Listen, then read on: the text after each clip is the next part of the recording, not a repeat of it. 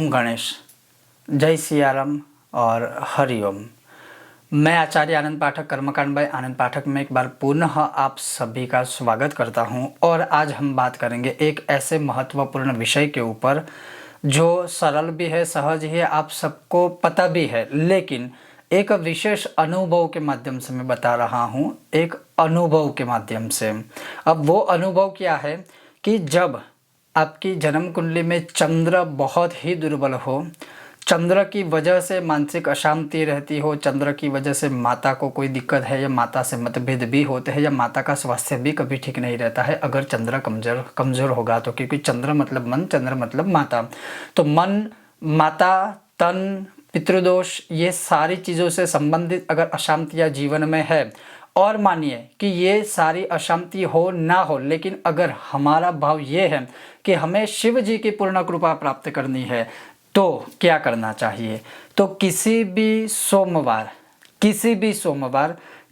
भी समय, लेकिन मैं कहूँगा विशेष रूप से दोपहर के 12 बजे से पहले ही, अर्थात प्रातः काल ब्रह्म मुहूर्त में उठने के पश्चात दोपहर के 12 बजे के बीच का कोई भी समय, इसमें 2 विधान मैं आपको बताऊंगा जिसका परिणाम हमें जस्ट ऐसा मानिए कि मैं ये वीडियो बना रहा हूं और उससे 15 या 17 मिनट पहले ही हमारे यजमान के द्वारा हमें फीडबैक दिया गया है, तो वही मैं आपसे शेयर कर रहा हूं। और यह अनुभवित प्रयोग है, इसलिए मैं आपके सामने प्रस्तुत कर रहा हूं। तो ये प्रयोग है क्या? तो जैसे बहुत सारे उपायों को करने के बाद, बहुत सारे प्रकार के विधि विधान करने के बाद अवश्य फल मिलता है। कभी कभी थोड़ा विलंबित होता है, लेकिन फिर भी शीघ्र फल प्राप्ति हेतु तो मैंने जो चीज़ आपको बताई, खास करके जिनकी कुंडली में चंद्र दोष है, माता से संबंधित कोई समस्याएं है, घर में अशांति रहती है, रात्रि को निद्रा नहीं आती है, रात्रि को बुरे सपने आते हैं,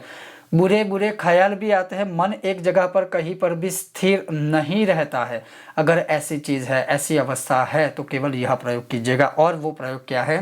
कि 108 बार, पहला प्रयोग है 108 बार ओम सोमेश्वराय नमः बोलकर एक एक रुद्राक्ष ओम सोमेश्वराय नमः बोल के शिवलिंग के ऊपर अर्पण कीजिए। अब बहुत सारे इससे संबंधित प्रश्न होंगे, मैं अंत में वो भी स्पष्टीकरण करूँगा। ओम सोमेश्वराय नमः एक रुद्राक्ष अर्पण करें, उस प्रकार से 108 बार कर सकते हो। दूसरा प्रयोग क्या है, उसी प्रकार से भगवान शिव के जो सहस्त्र नाम है 1000 या 1008 नाम, लेकिन सहस्त्र की बात करेंगे तो 1000 नाम है, तो 1000 जो भगवान शिव जी के नाम है, तो 1000 रुद्राक्ष के दाने लेकर एक एक नाम बोल के, जैसे मान लीजिए कि ओम शिवाय नमः,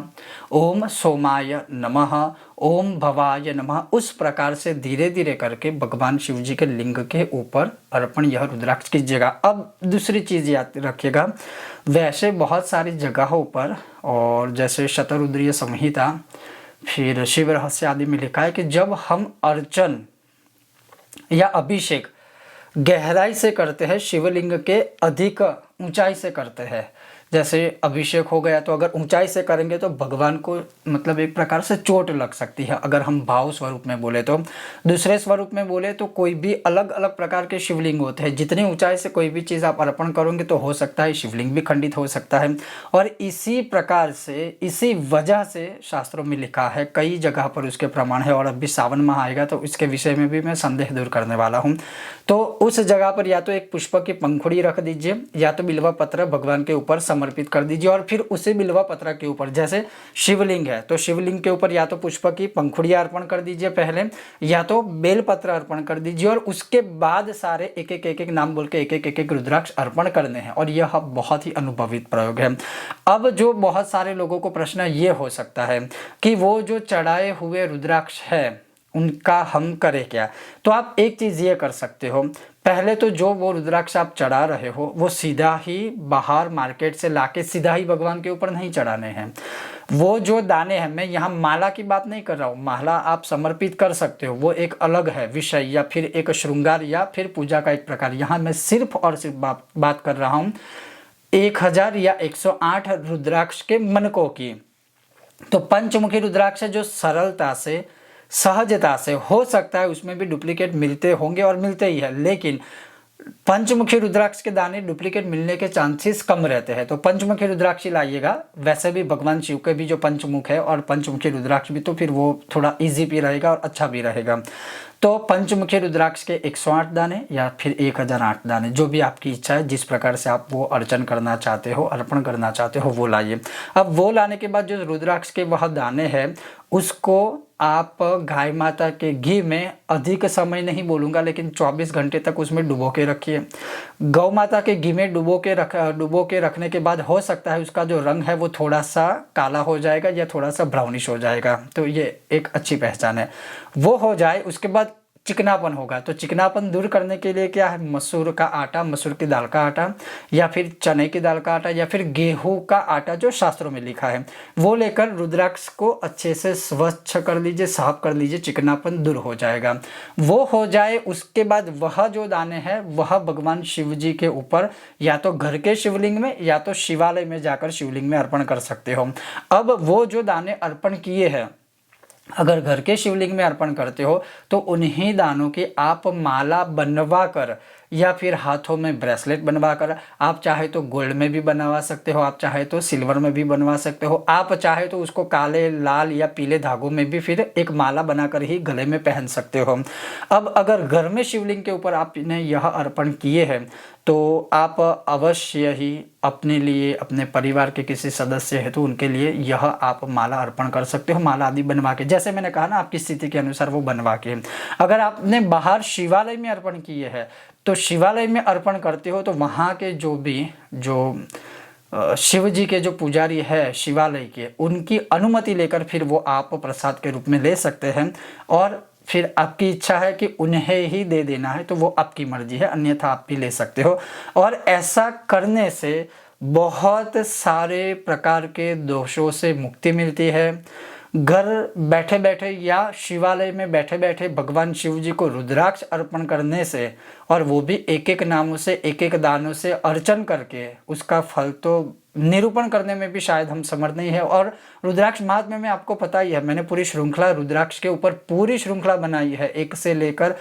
शायद 6 या 7 मुखी तक, और उसका पूरा महात्म्य, उत्पत्ति कैसे हुई थी, क्या कथा थी, क्या महत्व है, किस शरीर के अंग पर रुद्राक्ष पहनने से क्या क्या फल प्राप्त होता है, भगवान शिव को रुद्राक्ष अर्पण करने से क्या फल मिलता है। तो आप स्वयं सोचिए कि अगर एक एक नाम बोलकर एक एक दाना अगर भगवान को अर्पण किया जाए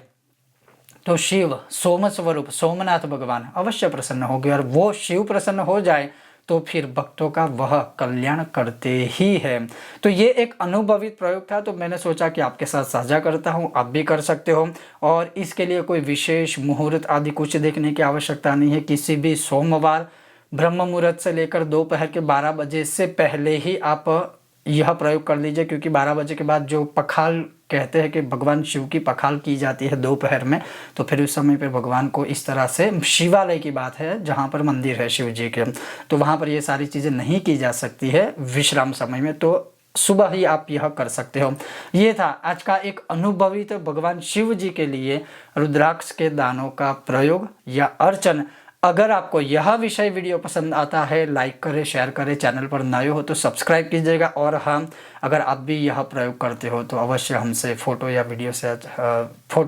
वीडियो साझा कर सकते हो। एक अद्भुत आनंद की अनुभूति आपको प्राप्त होगी जब इस प्रकार से आप भगवान शिव को रुद्राक्ष अर्पण करेंगे। ओम गणेश, हर हर महादेव, जय सिया राम, जय हनुमान।